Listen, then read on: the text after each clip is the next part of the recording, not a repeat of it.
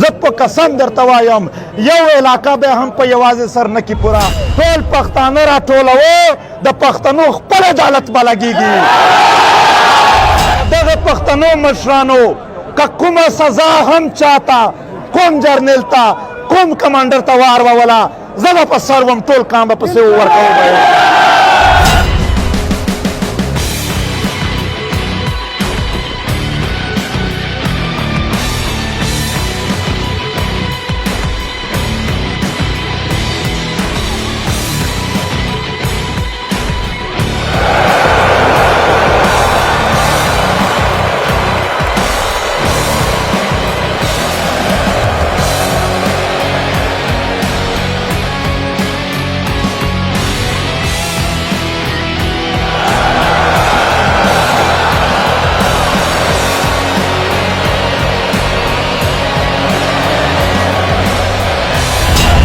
دشمن دا تمه کې چې پور به را پاتې شي والله که یو ساس کوي وینه ورته معاف کو والله که یو ساس کوي اوښکه ورته معاف کو ستړي خو به نه وئ چمتو یئ وطن به ګټو د وطن نه به هر پردی او غاضب شړو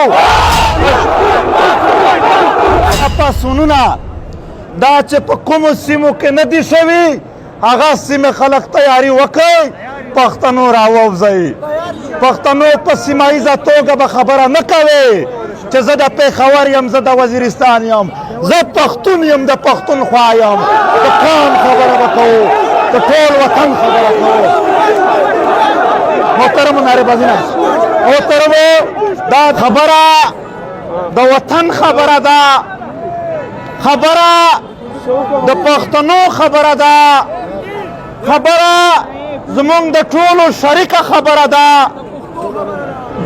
او دا په دې خاوره باندې د هغه وینه خبره ده چې په جبر باندې په ظلم باندې بې ګناه تویې کړلې دا د هغو اوښکو خبره ده چې د پښتنو مند یو د پښتنو خوند یو د پښتنو ماشومانو نه لا تر نننۍ ورځې پر اساسي دا د هغې بدبختیو خبره ده چې د ډالرو په جنګونو کې زما د وطن د بچو یې جسمونه ټکوړې ټکوړې کړل دا هغه ورځ زمونږ هیره نه ده چې په مینه بازار کې دماکه وشوه د پښتنو خویندو میندو لوڅ لوڅ ټکوړې ټکوړې جسمونه پراته وو زمونږ هغه ورځ هیره نه ده چې کله په تیرا کې ماشومان ټکوړې کړي وو په ای پی ایس کې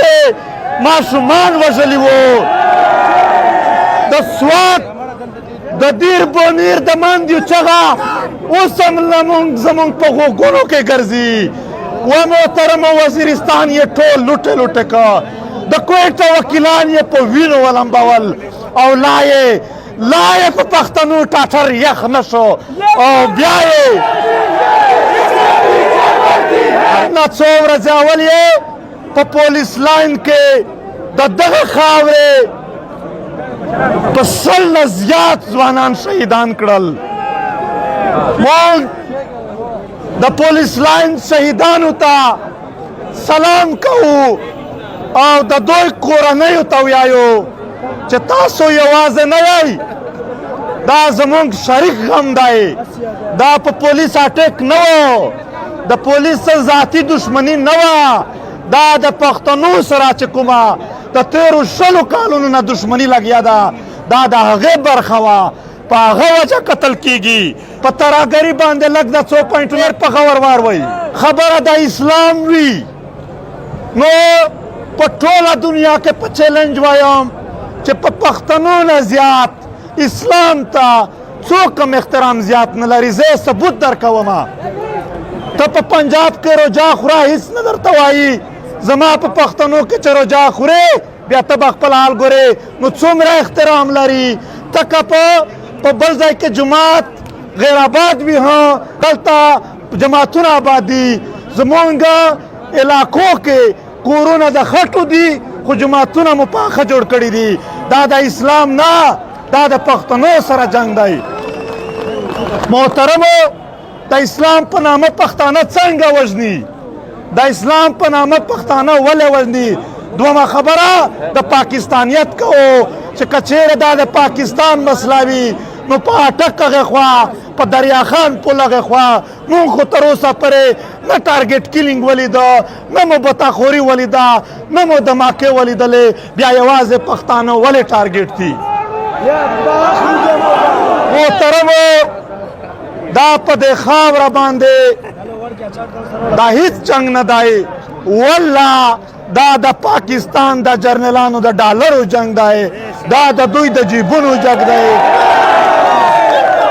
اور ستا د وطن وینې یې تویې کړلې، ځکه د جرنیلانو زمن په یورپ کې سبقونه تعلیمونه عیش و عشرت پې کوي.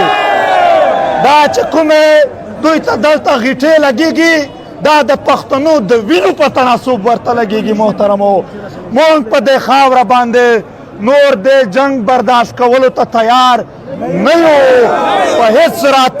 دا پاڅونونه دا چې په کومو سیمو کې نه دي شوي هغه سیمې خلک تیاري وکړئ، پښتنو راووځئ. پښتنو په سیمه ییزه توګه به خبره نه کوئ چې زه د پېښور یم، زه د وزیرستان یم، زه پښتون یم، د پښتونخوا یم. د قام خبره به کوو، د ټول وطن خبره کوو. د قبیلو خبره نه ده، دا د علاقو خبره نه ده، دا د یو ګوند خبره نه ده، دا د یو تنظیم خبره نه ده. دا به ټول په متحده، په اتفاق او په اتحاد ورته راوځو. زه په قسم درته وایم یو علاقه به هم په یوازې سر نه کې پوره، یو قبیله به په یوازې سر نه کې پوره، یو تنظیم به په یوازې سر نه کې پوره. دا شریک جنگ دی، په شریکه باندې وروځو او د باباګانو تاریخ به ژوندی کوو. دا پاڅونونه لګیا دي دغه ریزلټ ته ښایم چې په آخر کې موږ څه کوو. اوس په یو علاقه کې پاڅون دی، بیا به راوځو احتجاج یو سیاسي لار ده هغه پوره کوو. که یې نه ومنل ټول پښتانه راټولوو، د پښتنو خپل عدالت به لګېږي.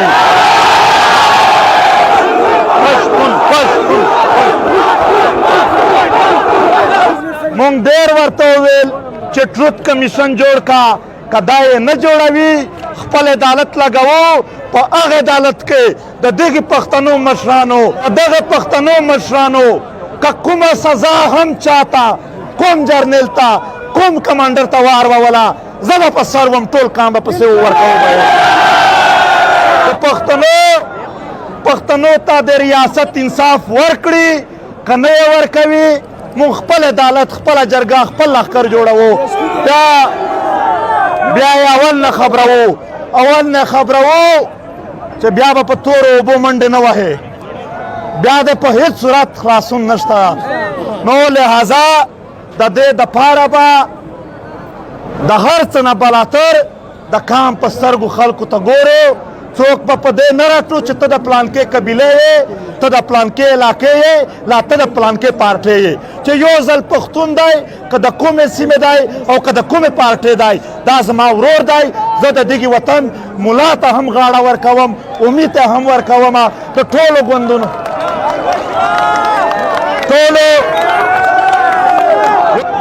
د ټول هر هغه پښتون چې پښتون دی په پښتنو پسې اصلا نه ده راخستی، هغو ټولو ته به مونږ غاړه ورکوو. و زما د کاملا او د هر سیاسي ګوند سړیه چیرې رانه تللی کام د دلته پاتې دی، راشه په خپله خاوره باندې په پښتنه قدمونه ورته ودرېږو. بیا په دنیا کې هر قوت مونږ ته راپرېږدی. علي وزیر په دې نه دی نیولی چې هغه جرم کړی دی. علي وزیر د پښتنو امن غوښتی دی. کوم احسان الله احسان چې قتلونه کول نن رها دی. ته ملګري د جی ایچ کیو خبره کوي، جی ایچ کیو نه یو ځای بیا نشي پاتې چې پښتنو ته امن نه ورکوي. دا هیله، دا تمه دا چې پښتون یې د پښتون دشمن ونه کړي، پښتون به دا تمه نه کوي چې زما پور ور پاتې دی، نه به دشمن دا تمه کوي چې پور به را پاتې شي. والله که یو ساس کوي وینه ورته معاف کو، والله که یو ساس کوي اوښکه ورته معاف کو. ستړي خو به نه وئ، چمتو یئ، وطن به ګټو، د وطن نه به هر پردی او غاضب شړو. ډېره مننه، خوشحاله.